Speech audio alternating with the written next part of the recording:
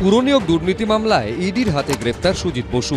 প্রায় 10.5 ঘন্টার জিজ্ঞাসাবাদের পর উত্তর এড়িয়ে যাওয়া এবং বিভ্রান্তিকর উত্তর দেওয়ার অভিযোগে প্রাক্তন দমকল মন্ত্রীকে গ্রেফতার করল কেন্দ্রীয় এজেন্সি। পুরসভায় নিয়োগ দুর্নীতি মামলায় সিবিআই যে চার্জশিট দিয়েছিল তার 11 নম্বর পাতায় দাবি করা হয় বেআইনিভাবে সবচেয়ে বেশি চাকরি দেওয়া হয়েছে দক্ষিণ দমদম পুরসভায়।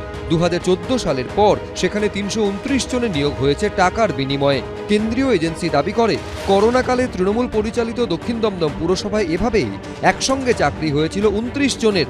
2010 সাল থেকে দীর্ঘদিন এই পুরসভার ভাইস চেয়ারম্যান ছিলেন সুজিত বসু।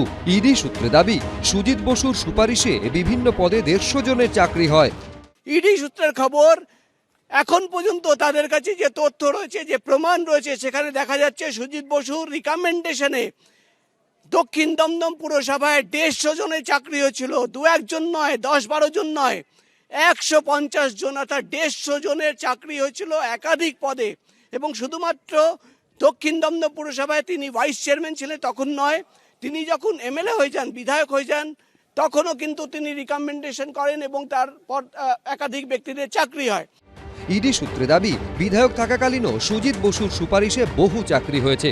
কোথাও টাকার বদলে, কোথাও জমির বিনিময়ে চাকরি দেওয়া হয় বলে অভিযোগ।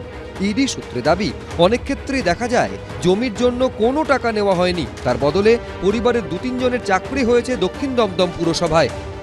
একজনের থেকে জমি নেওয়া হয়েছিল, সেই জমিতে বাড়ি করা হয়েছে, কিন্তু আদতে দেখা যাচ্ছে জমির বিনিময়ে তাকে টাকা দেওয়া হয়নি, তার বিনিময়ে যে তার বদলে চাকরি পাইয়ে দেওয়া হয়েছিল ওই পরিবারের 4 জনকে। এই সমস্ত প্রশ্নের যখন উত্তর চাওয়া হয় সুজিত বসুর কাছে, তিনি কিন্তু কোনো রকম সদুত্তর দিতে পারেননি এবং তারপরে একাধিক তথ্য তারা সামনে রাখেন। এই মামলার তদন্তে গত বছরের 10ই অক্টোবর লেকটাউনে দমকল মন্ত্রী সুজিত বসু রেস্তোরাঁ, তার সল্টলেকের অফিস, গোলাঘাটায় দমকল মন্ত্রীর ছেলে সমুদ্র বসু রেস্তোরাঁ, লাউঞ্জ বারে তল্লাশি চালায় ইডি।